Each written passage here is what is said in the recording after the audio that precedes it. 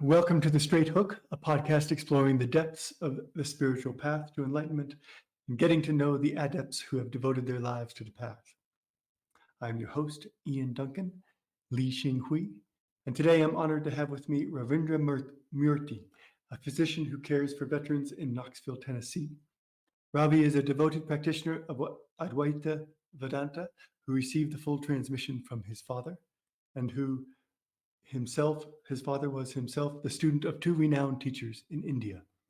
Ravi is a deeply humble and devoted follower of this tradition who carries his understanding with great precision and care. Advaita Vedanta is a tradition to which I have little exposure, and I'm excited to explore its principles and culture with Ravi today. Welcome, Ravi. Thanks for being here. Thank So I'd love to wade in with a little bit of biographical context and to understand both family and cultural context in which you first encountered the tradition.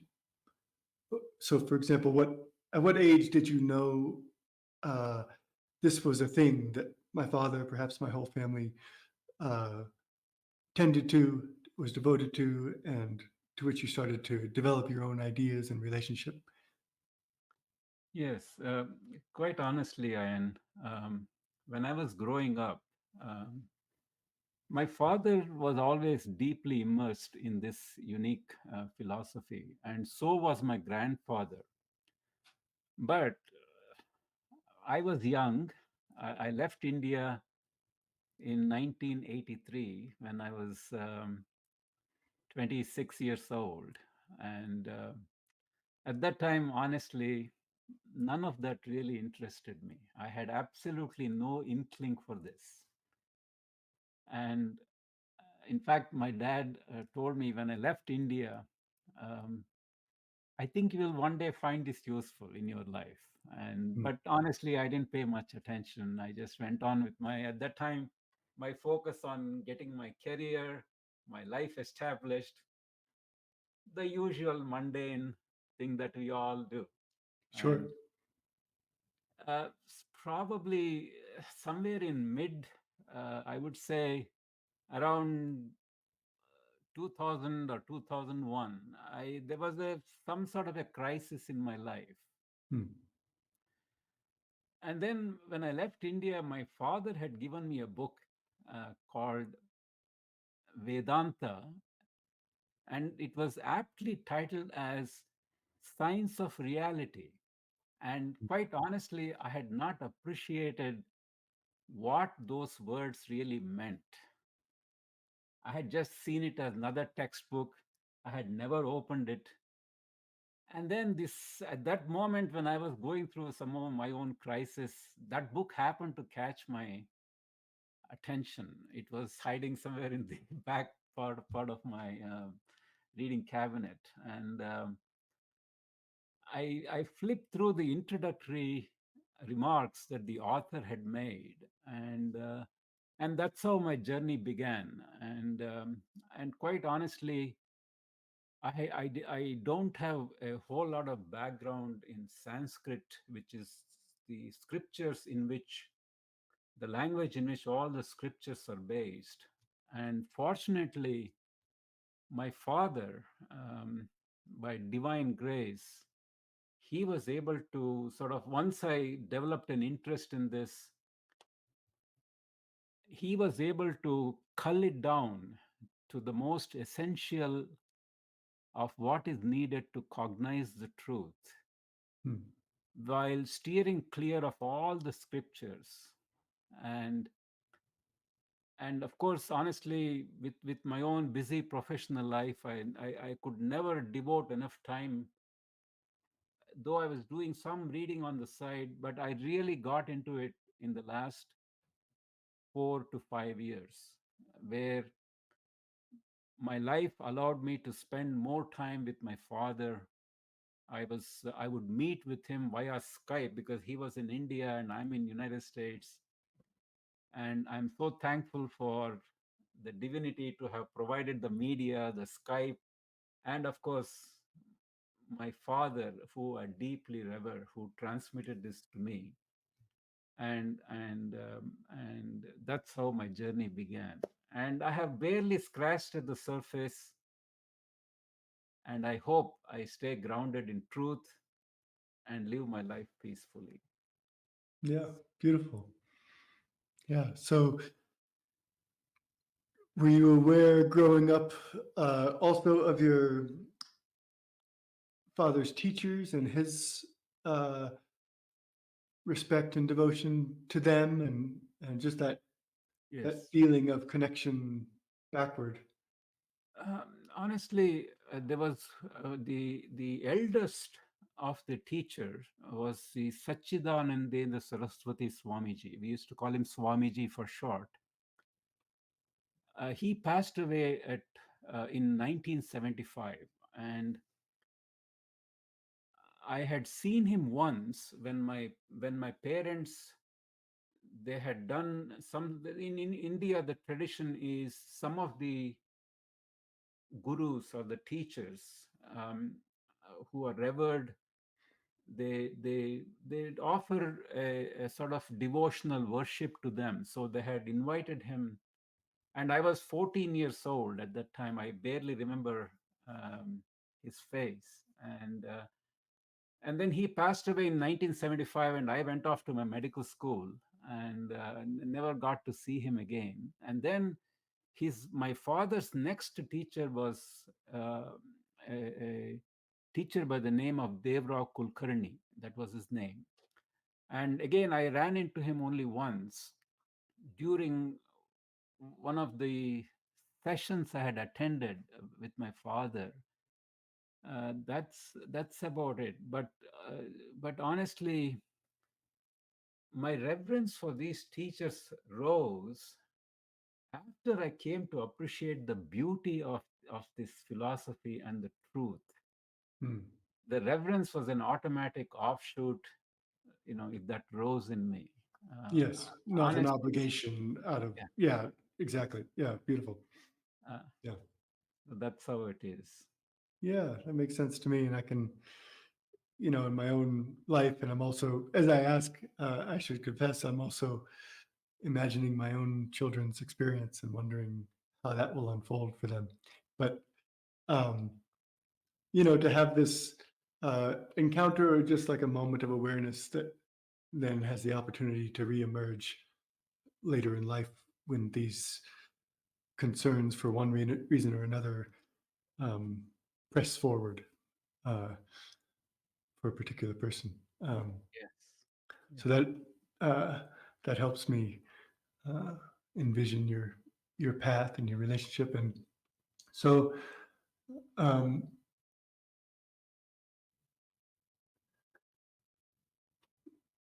so as when you began these kind of more serious conversations with your father on the topic, um, what is the entrance point? How does one begin, or how did he, knowing you as you are and he as he is, choose to initiate uh, the process of coming to understand?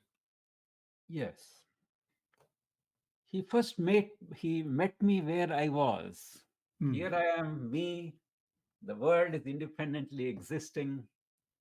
I'm here. I was born so and so. I will, whatever the life brings forth, I will enjoy it or suffer, and then my life is over. And my father started me there, and of course, he right at the outset he told me few pointers that are still etched in my heart, and I believe that gave me a firm foundation in seeing this. He said the whole journey, if you were to call it a journey, is from me to I. mm,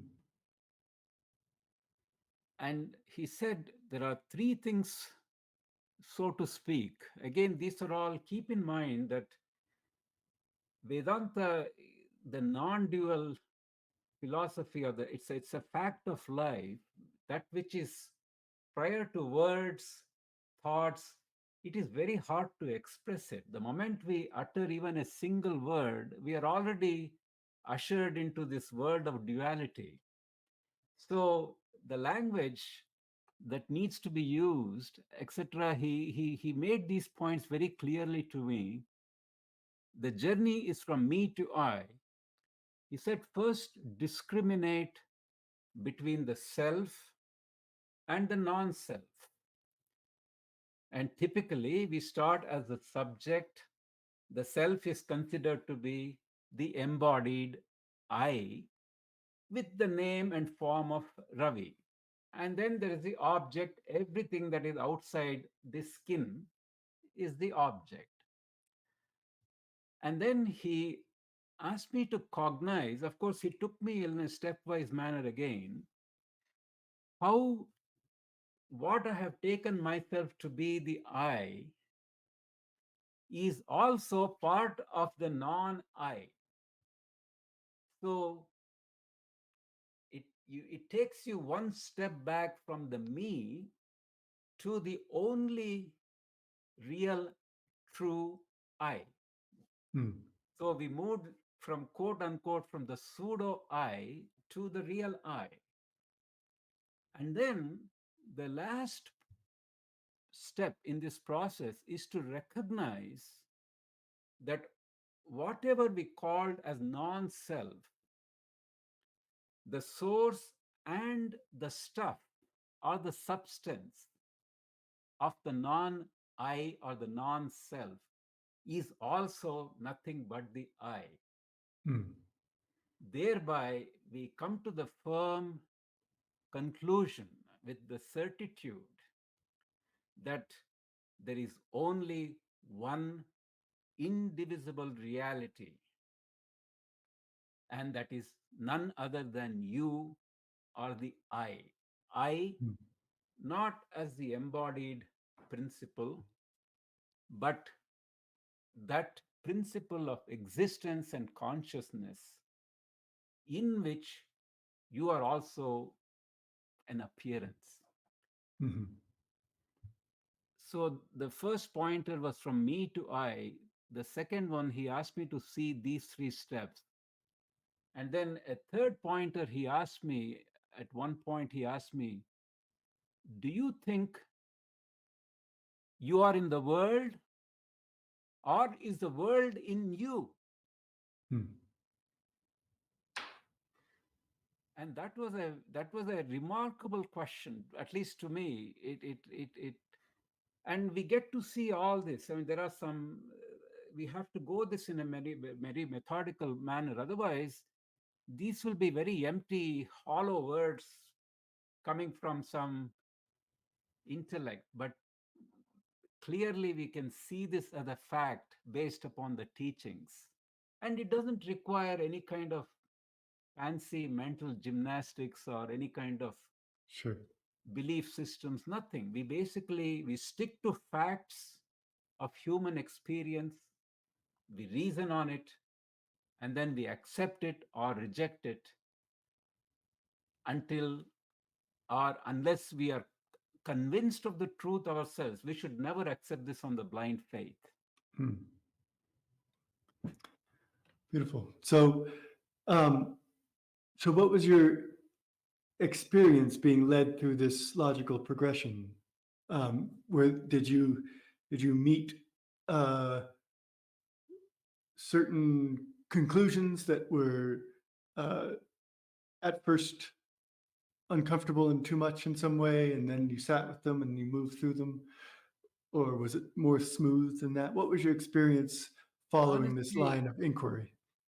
honestly, I did not encounter any fear or anything of that sort of letting Hmm. go, of letting go. Maybe because I was blessed to have a good teacher, Sure. my father, and and he was able to put it like that, say he was able to lead me along that path, and I did not encounter any fear or any kind of major. Of course, the intellect was the stumbling block for me, for most of us. In fact, that will be the stumbling block, because the intellect is used to think in a certain way, Mhm. But to see this as a fact, intellect will not be enough. It has to be mainly by intuition. And the intuition has to be seen again in a very, very unique manner, that Vedanta has a very unique approach to what is intuition, not the intuition that is derived from the senses or from the mind. Mhm. And just to sort of convey what I'm trying to convey, you can say, when we say intuition, the tuition is coming from within, Mhm. in which the mind and the senses are getting lit up, if you will. Mhm. And that was the major stumbling block for me, to see that intuition. And my father gave me certain pointers that helped me to see that intuition. And without that intuition as uniquely defined in the Vedanta, it will be very hard to see this as a fact of life. Mhm. So it feels to me like what you're describing is that you had to learn a uh, to identify and then let arise a different way of knowing than you were accustomed to. You're calling it intuition, uh, which I understand and fits my experience. But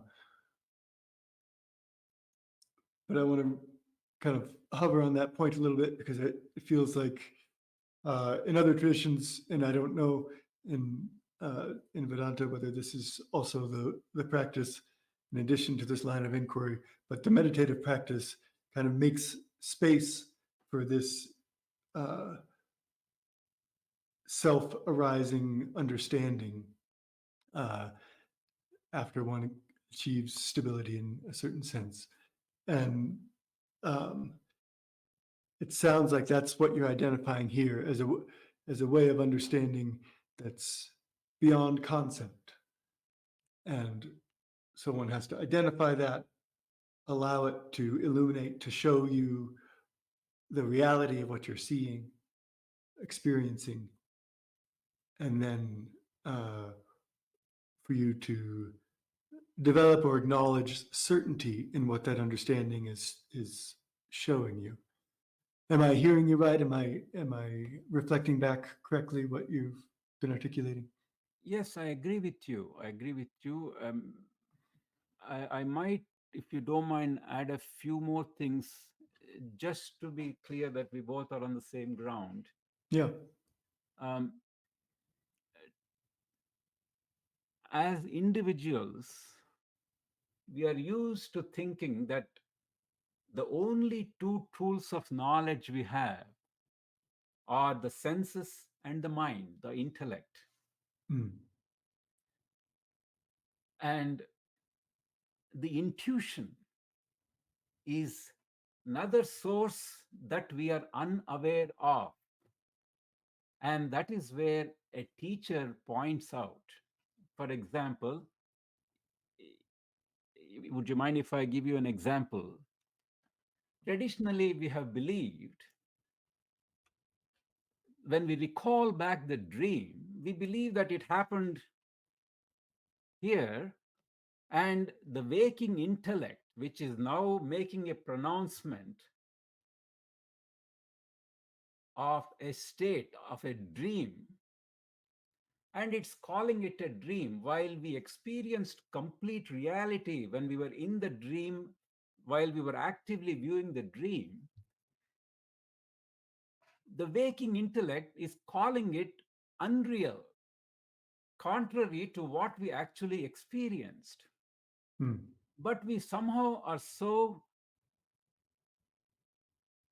bound up with this waking intellect that we believe that is the ultimate judge of the reality.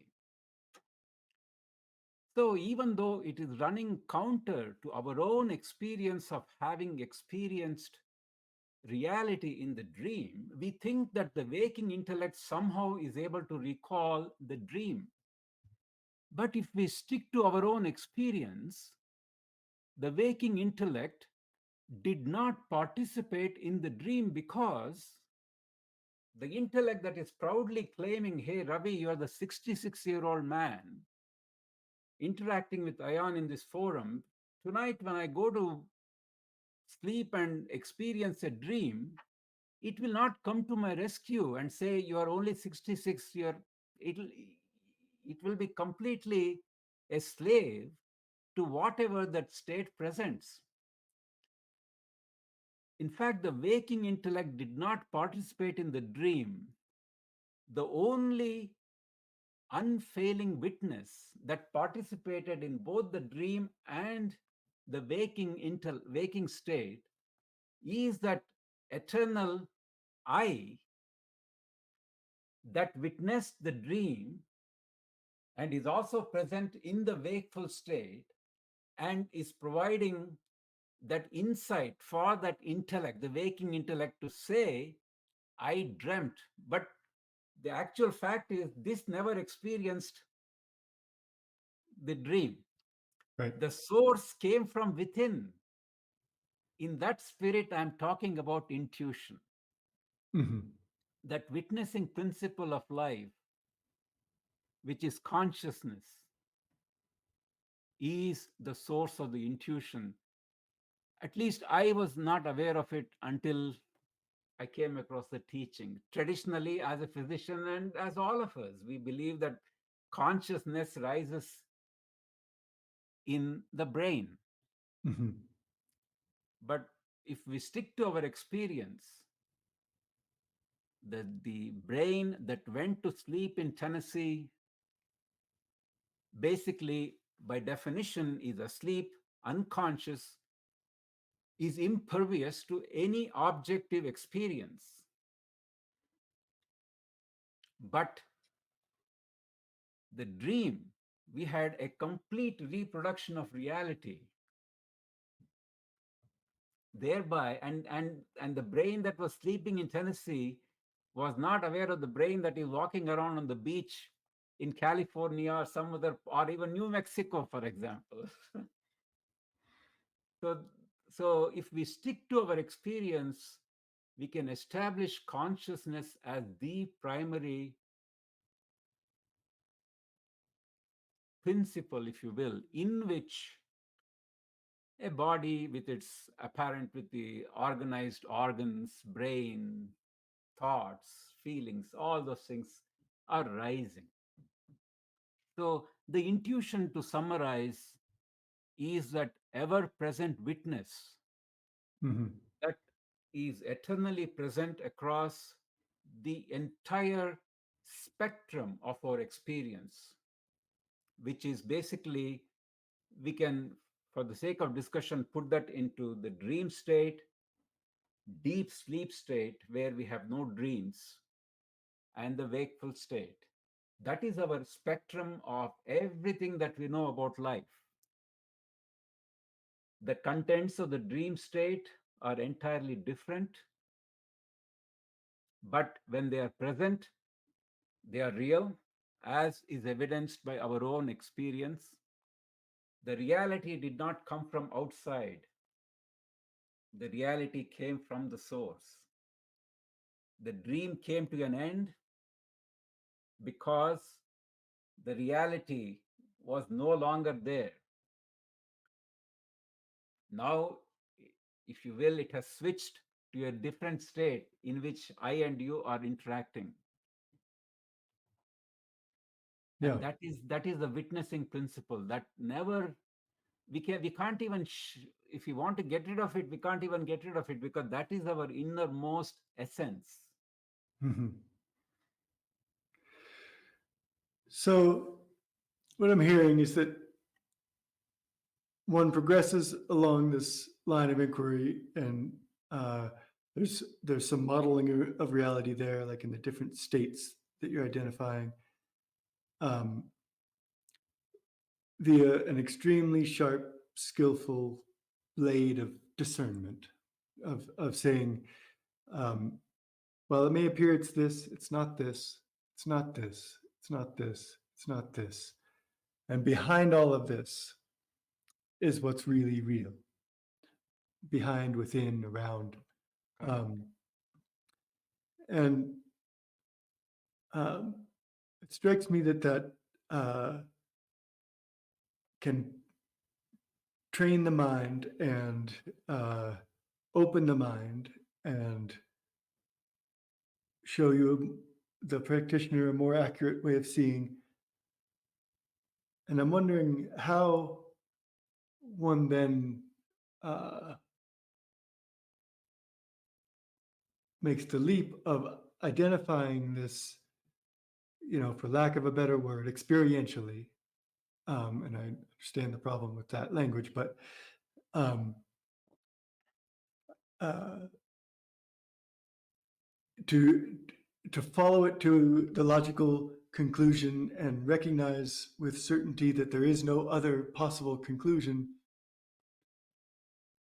uh,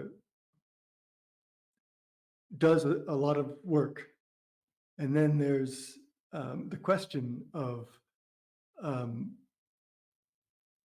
as we uh, parse our own experience, how do we bridge to that experience beyond experience, that direct contact and recognition of the consciousness, the I, that is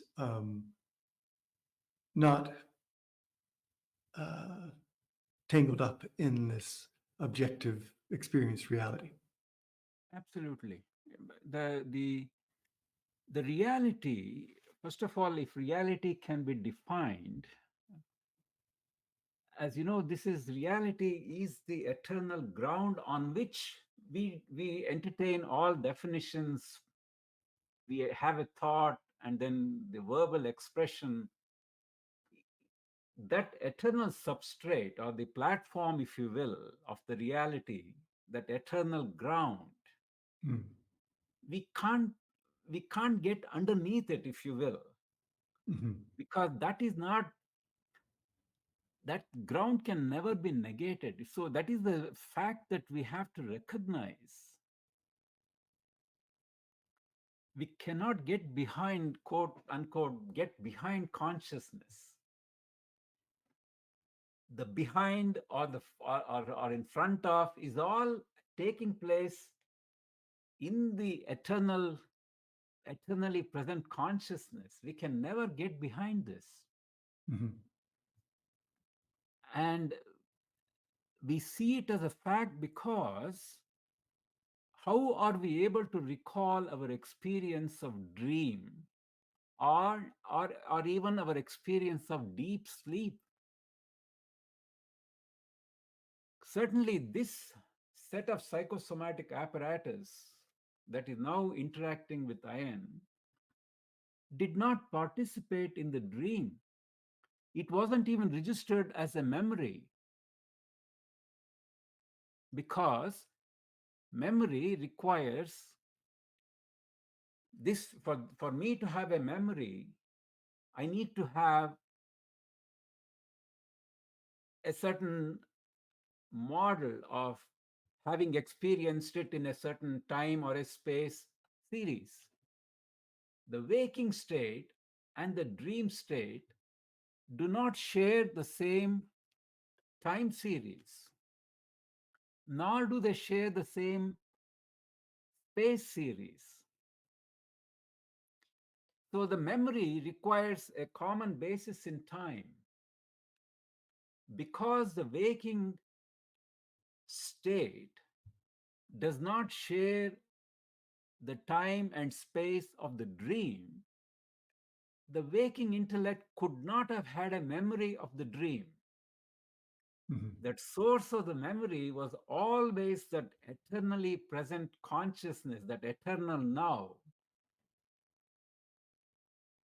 that is able to provide an intuitive feedback, if you will, to the mind, when whichever state the mind appears in. Mm-hmm. And that is that is the intuition. That is not a memory.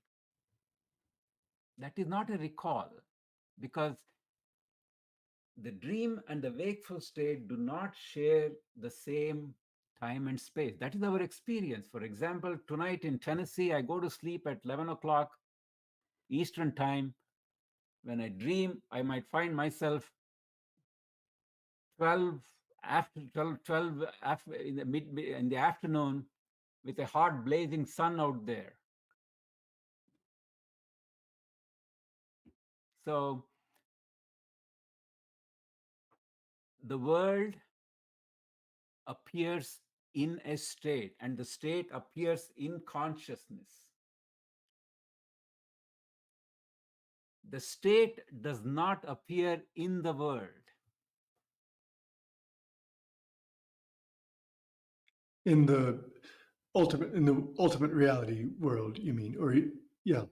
Correct. So the reality is something that is ever present. We cannot even negate, we can't even conceive the possibility of being non existent. And the only principle that meets this criteria is I, as the eternally present witness. Whereas I can deny my body tonight when I go to sleep, and the dream body I can deny when I'm interacting with Ayan in this state. I can deny having seen a tree outside my house, which is I can see in outside my own bedroom. I can see the tree when I go to sleep, but when I dream, I don't see that. So the contents of the state come and go, but the witnessing principle I never leaves. It is ever present, and that is the source of reality, and that is none other than I. Mm-hmm.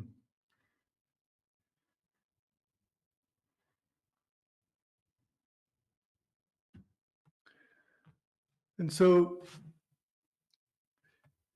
in your experience, or as the tradition guides,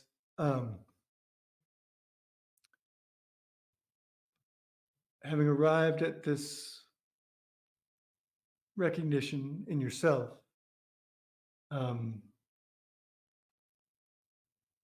what is the result? What is the change Yes. in you that is liberating? That is, is there a sense that you move toward integration in some way, where you're not misperceiving reality as much as you used to in over and over again, and progressing toward full union?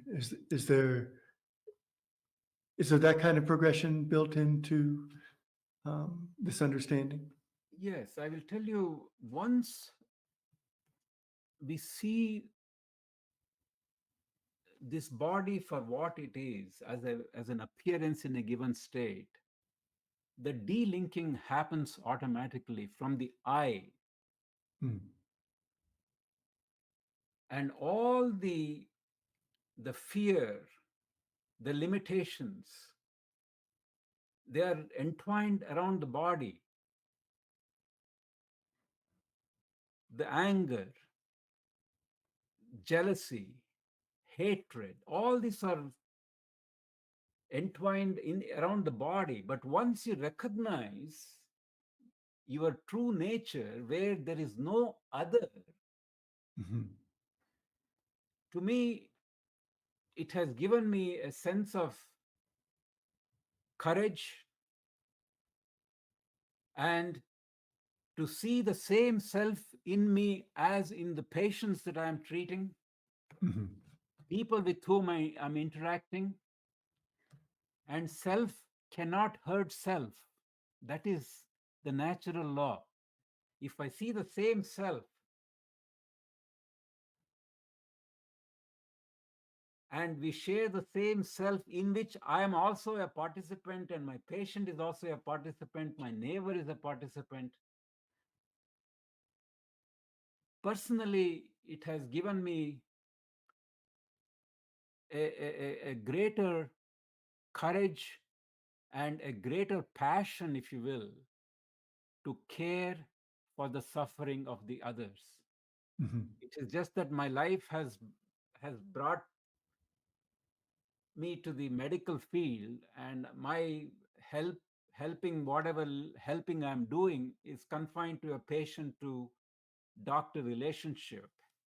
But with this understanding, I believe it has helped me to gain more caring, if you will, not merely technology or knowledge, etc., to see that basic humanity, which is the common thread that runs through all of us. Personally, it has helped me in those regards. And Yeah. it is not that I do not go through any emotion. There is a common perception that people who gain this knowledge become emotionless. Mm. That is not so, because the emotions we believe are rising in the body, and that is not how it is happening. Every thought, every emotion, and every percept, the world, is all arising in that same source. So, at least personally for me, if anything, my empathy, my compassion, my own drive to help, I believe have intensified Mhm. in the background of this knowledge. Mhm. Yeah. Beautiful. And it sounds to me like uh, it's not as if this empathy and compassion is simply the logical conclusion of these other conclusions, or the logical consequence of these other conclusions, but rather, having arrived at this understanding, these other qualities have naturally arisen uh, in your life. It's interesting in Taoism, and like in other in Buddhism and Tibetan Buddhism, um, we often try to reduce and then detach from uh, the desires and emotion that you mentioned, anger and jealousy and these things. And that is the mechanism for giving us the opportunity to recognize this deeper understanding, which I think is the same understanding that Yeah. you're pointing to. Yes. And in your process, I think it's either a circle or a triangle or something, but you start somewhere and you end up tracing the whole circle. But I think um, uh, it's interesting in this case to be so um, kind of single pointed and rigorous in one's discernment to arrive at this conclusion that one cannot see in any other way. And for that to be the strength and foundation of releasing one from these negative aspect of emotions and stirring the positive aspects of empathy and compassion. Yes. And I just wanted to add there, as I said, it is not that I'm completely free of emotions. Don't get me wrong. I Of do course.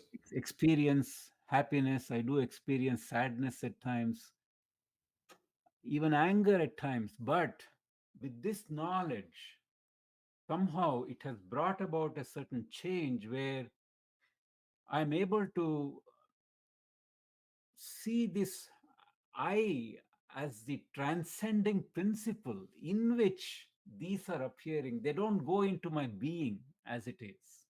Mhm.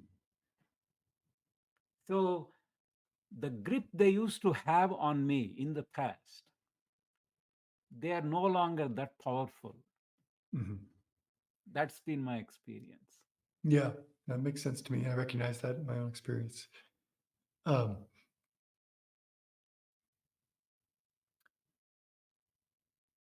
So it's my understanding that in my brief attempt to study and prepare to talk to you, that um,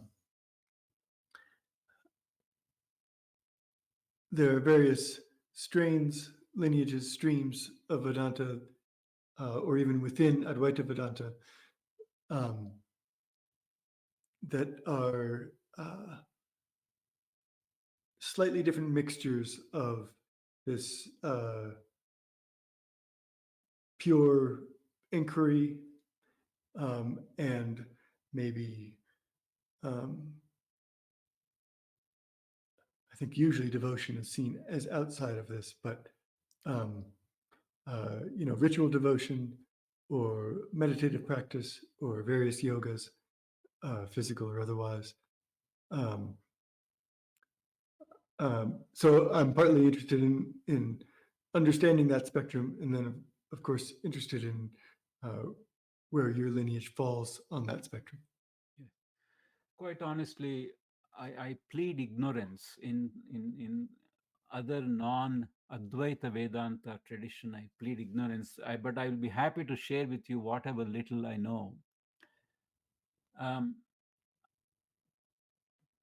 the Advaita Vedanta, as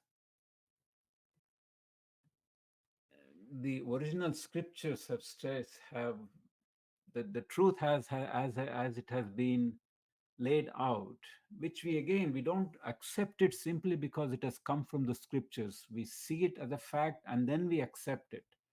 Hmm. The truth is only one truth. And unfortunately, it appears that somewhere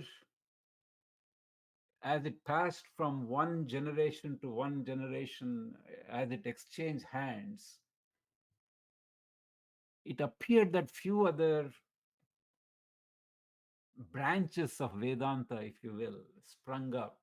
But quite honestly, I do believe that they have deviated from from the truth. That's Mhm. been my limited, humble opinion.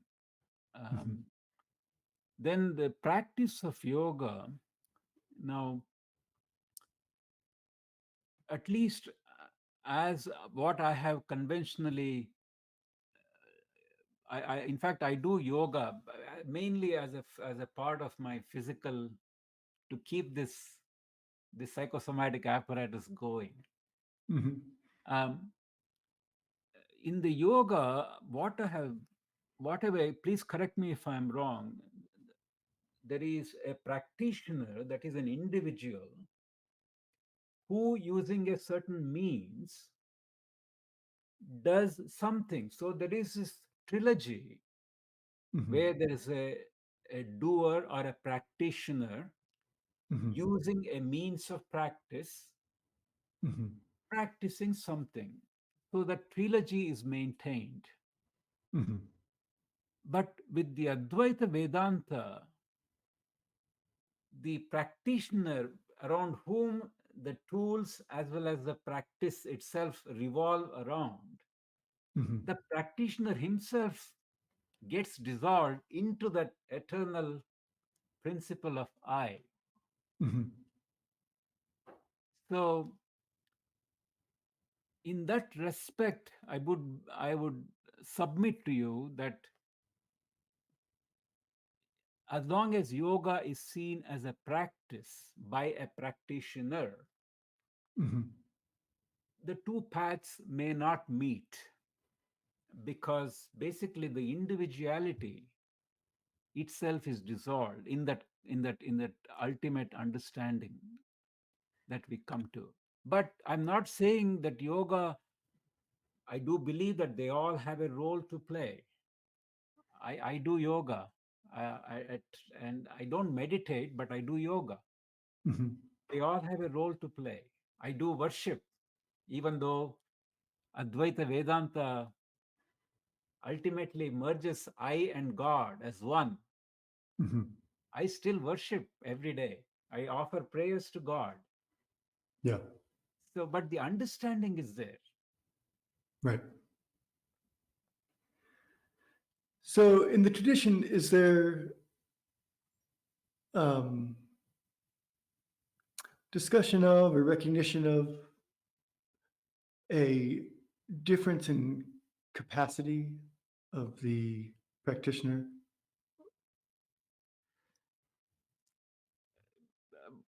Quite honestly, this does not require a great intellect. I do believe that a true guru who can present the truth in the simplistic manner in which you can verify it for yourself. Mhm. I believe that most people will get this. That is my opinion. Mhm. I do believe. Honestly, it doesn't require extraordinary mental skills, or its truth is very, very simple. It basically, as I mentioned, the whole journey is from me to I. And once we see the me for what it is, we are automatically taken and we abide there in that true I. Mhm. So, yes, we all have our individual proclivities, if you will, whatever the divinity has bestowed. Personally, for me, it took maybe 10, 15 years. Someone might have had it within a matter of a week, Sure. so that we always have to give that little. That's a fact of life. We all have various capacities. Mhm. That's whatever the divinity has given that particular psychosomatic apparatus. So, but the truth is very simple, and I do believe that with a proper teacher, and of course, just as anything that we do in life, we need to have that intense hankering for the truth, Mhm. that single-minded devotion. Yeah. And with a proper guidance, I do believe that most people will get this. This is not, after all, this is our own innermost essence. It is Mhm. only, it is not about some esoteric pie in the sky. It is about us. Instead of being taking ourselves to be a limited being confined to this name and form, we find our true home. Yeah.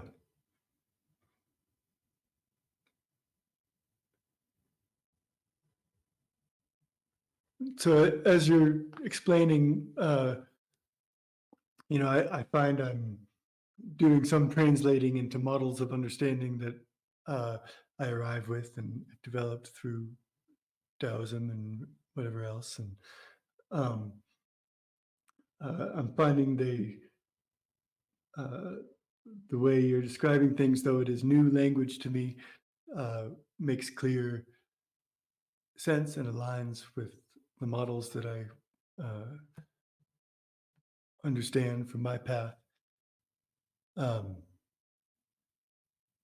and I think you hear this in my questions, but what I'm sort of reaching around for is um, this question of how um, an individual gets to that recognition point, and if there are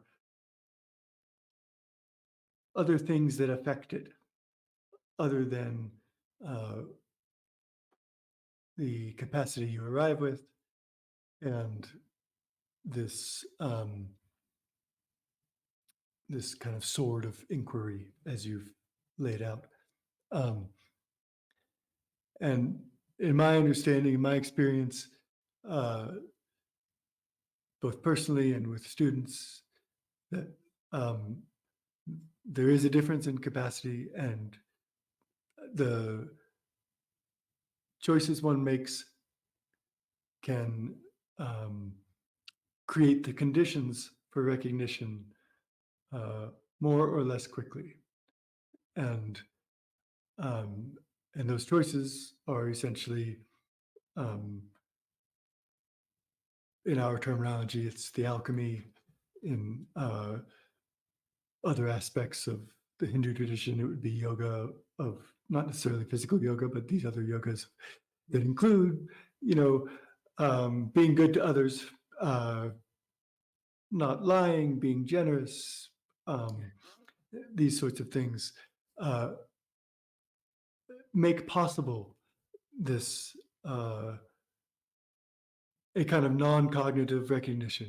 We can get our thoughts in order. We can get rid of mistaken perceptions and understandings, um, and arrive at the logical conclusion. But to really understand that conclusion, for it to be understanding and not simply knowledge, um, in a kind of mathematical sense, um, the vessel has to be prepared in some way, except in very rare cases of exceptional capacity.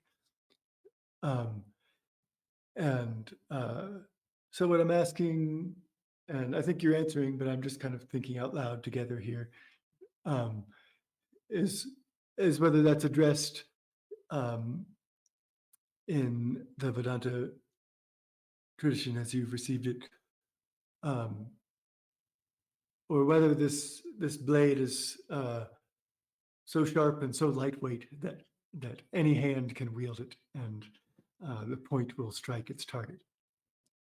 Good question. I agree with you. I don't downplay the importance of the capacity, Mm, but the capacity, I do believe that most people possess it, mm, because it is not anything extraordinary.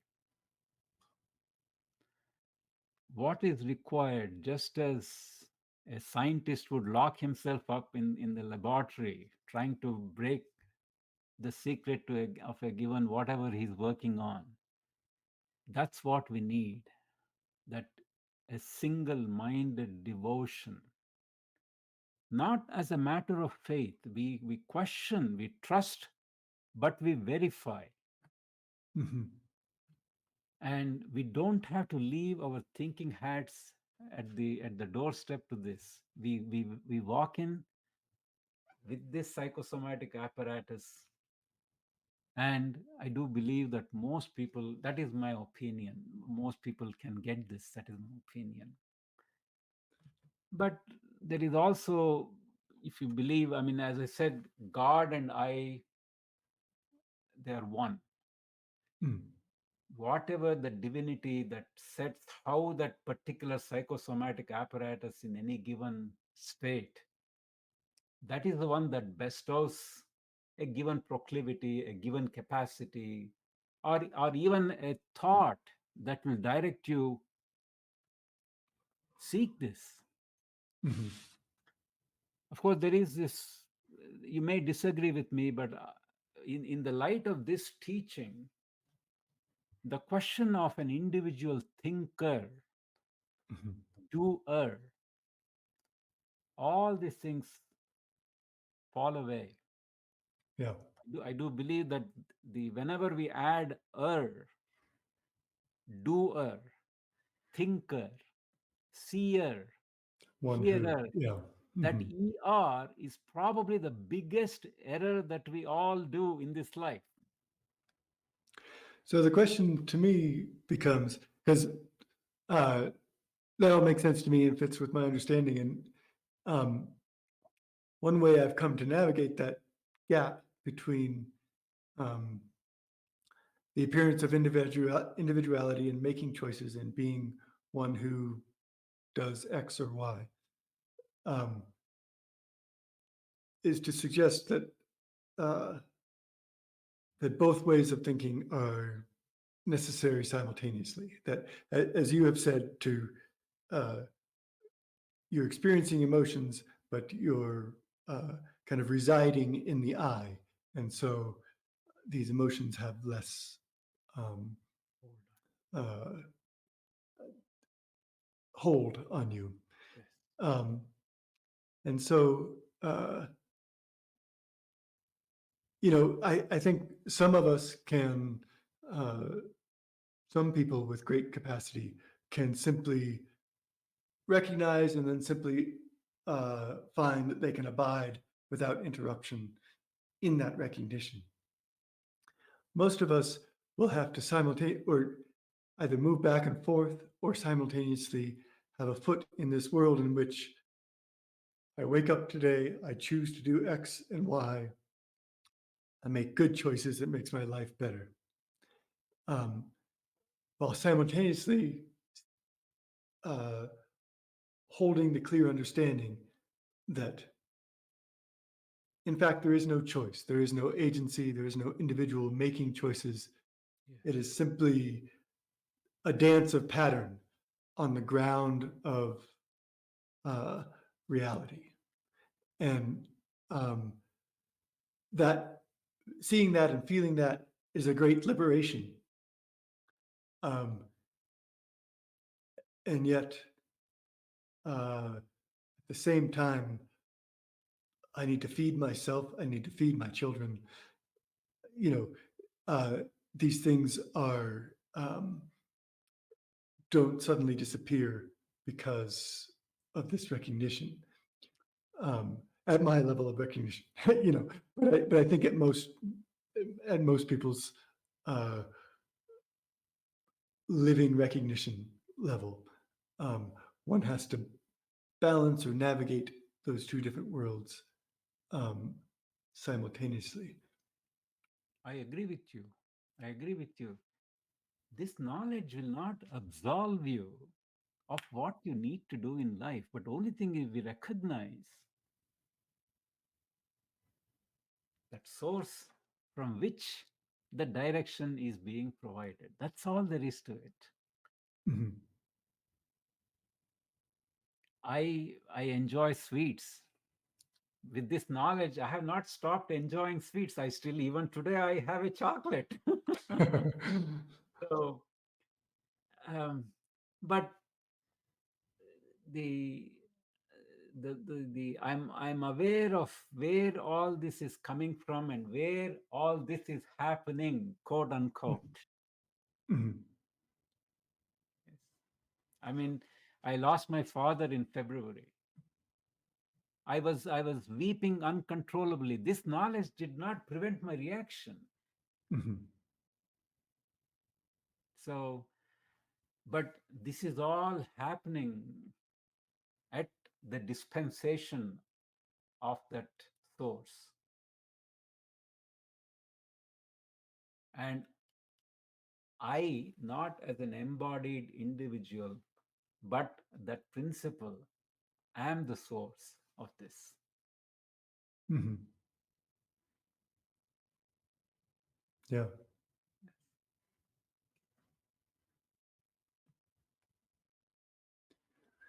And so at this point in your life and your path, what does study look like, and how does that refine or integrate your understanding? Are you reading the scriptures? Are you reading commentaries on the scriptures? And do you find that helps kind of continue to kind of massage out misunderstandings that you hadn't realized you had, um, or or is that a phase that has now passed for you? Honestly, I don't study any scriptures. Mhm. My father has given me immense amount of reading material that is the most essential. Furthermore, I have recorded all the videos that I have done via Skype, and every time I watch a video, even though I might have seen it 5 or 6 times, the sixth time I see it, something new strikes. There's an angle that I might not have looked at. Mhm. So I'm still a learner, and Mhm. I actively maintain that spirit of learning. See what I can do to fine tune this, as you said. fine tune this to the most essential, and more importantly, as the living truth, see this in my every cell of my body and live my life in accordance with that. Hmm. That's what I'm that is my practice, if you will. Yeah, yeah, beautiful. And I would, uh, if it's not too much to say, I would propose that your, you know, pure direct teachings as your father has given you, as it appears from the outside, um, are equivalent to scripture. It's a direct speech from source, Yes. that um, is meeting you where you are. Um, Yes. Yes. Yeah. He didn't introduce me to esoteric things right away. He took me in a stepwise manner. And in fact, honestly, this line of teaching he inherited from the two teachers I had mentioned mhm, earlier.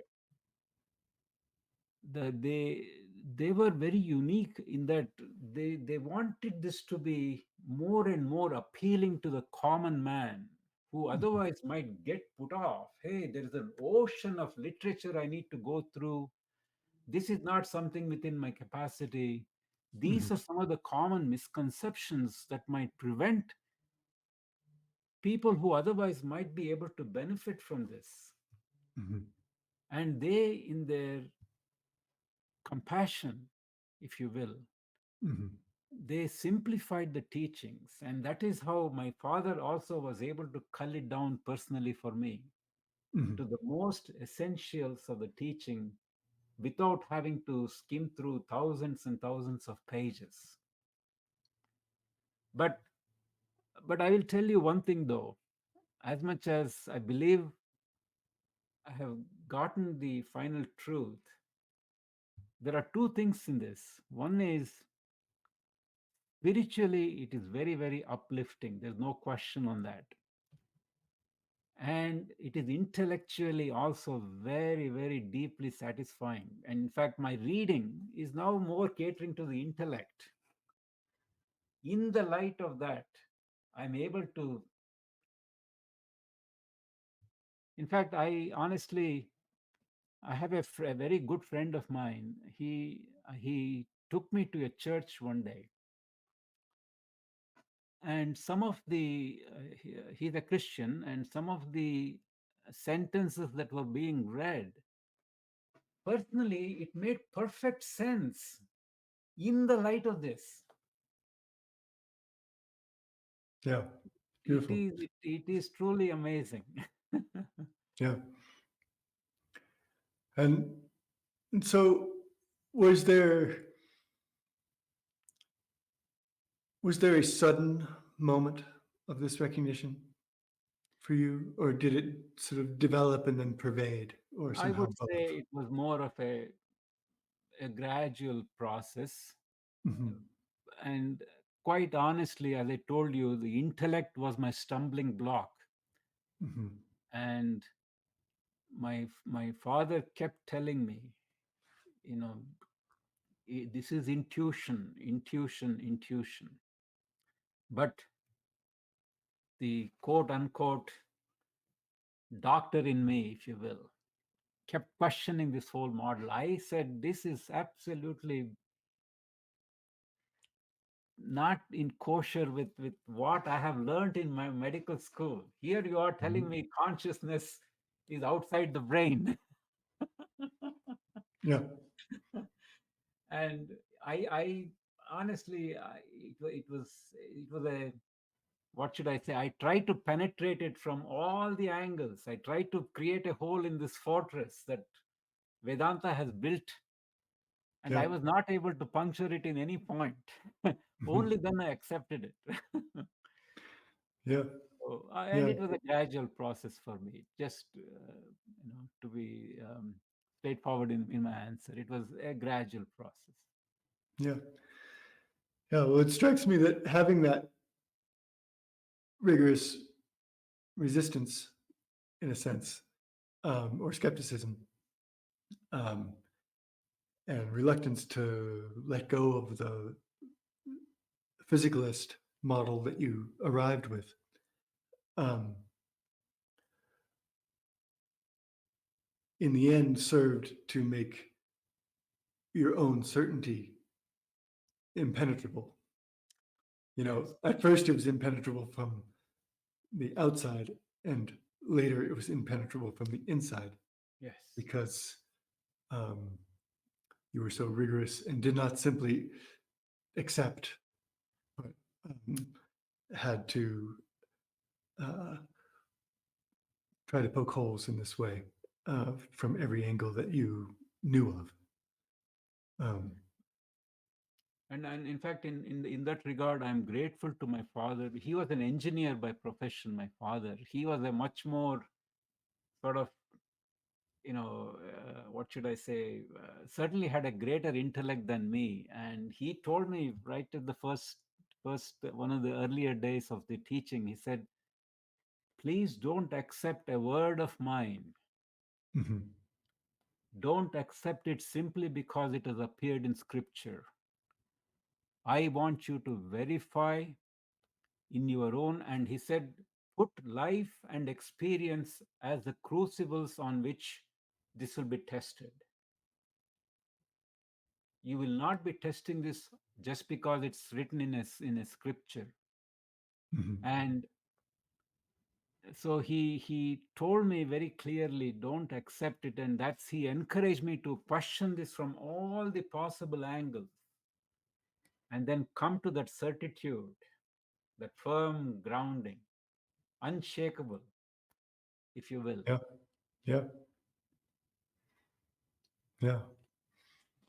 Well, what a beautiful opportunity to have that guidance and that guidance from your father, and uh,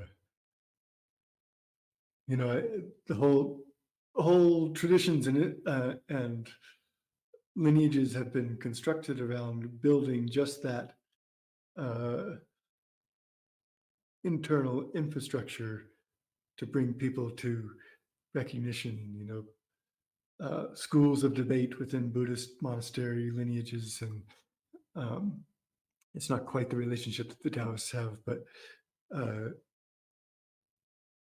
you know, an enlightenment tradition builds these kind of rails that um, are constructed so that anyone can follow them and arrive at the destination. Um, but to have this guru relationship, father-son relationship, in which uh, it can be, because inevitably when you establish these rails, you're designing the infrastructure to handle uh, all kinds of people at all kinds of times. Um,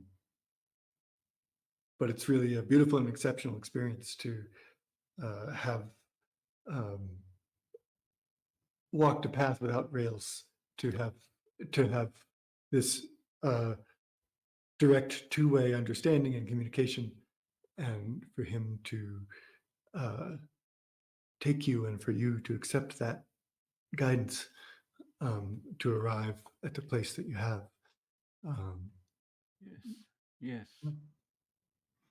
And I'm honestly very, very grateful to the divinity that made it all possible. And yeah, and uh, as I said, the reverence was an automatic offspring in my heart when I came to recognize this. I yeah, didn't have reverence for it to start with.